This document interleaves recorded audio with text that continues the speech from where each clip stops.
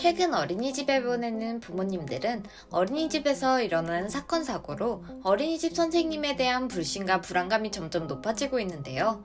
이번 청원은 코로나 때문에 아이를 폭행했다는 다소 어이없는 사건입니다.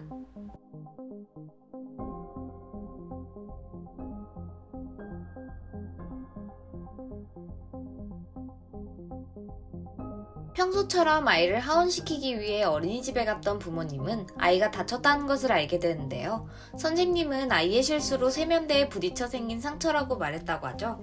그러나 아이는 집으로 가는 도중과 도착해서도 평소와는 다른 이상한 태도와 행동을 보였다고 합니다.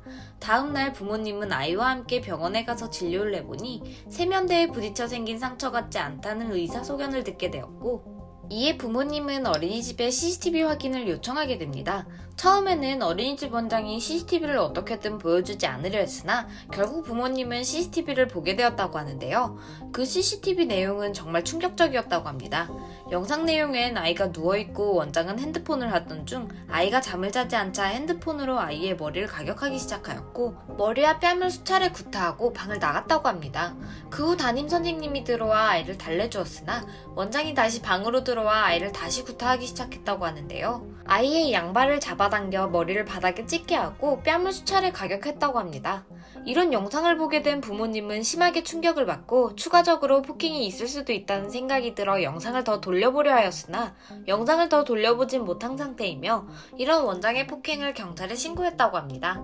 신고를 하고 원장의 말을 들어보니 폭행의 이유가 코로나 때문에 원화 모집이 원활하지 않아 스트레스를 받아 아이를 폭행하게 되었다라는 어이없는 말을 듣게 되었다고 하죠. 이후 어린이집은 개인 사정으로 긴급 폐원하게 되었다며 무책임한 사후 처리를 하여 그 어린이집을 다니던 아이와 부모님들은 이유도 모르고 퇴소를 당해 큰 피해를 입었다고 합니다. 이 사건의 부모님은 이런 사례가 빈번하게 발생하고 있는데 처벌 강도가 너무 미약하여 벌금으로 끝나는 경우가 대부분이며, 이런 원장은 이름을 바꿔서 다른 곳에서 어린이집을 운영하는 경우도 허다하다며, 이런 사례를 통해 법 개정하여 솜방망이 처벌이 아닌 강한 처벌을 원한다며 이런 국민청원을 올리셨는데요. 이 사례뿐 아니라 앞으로도 유사한 사건이 발생하지 않도록 하길 바란다고 하시는데요. 청원 요건이 만족되어 꼭 관련 법이 제정되길 바라며 이 영상을 보시는 분들의 많은 청원 동의를 바라겠습니다.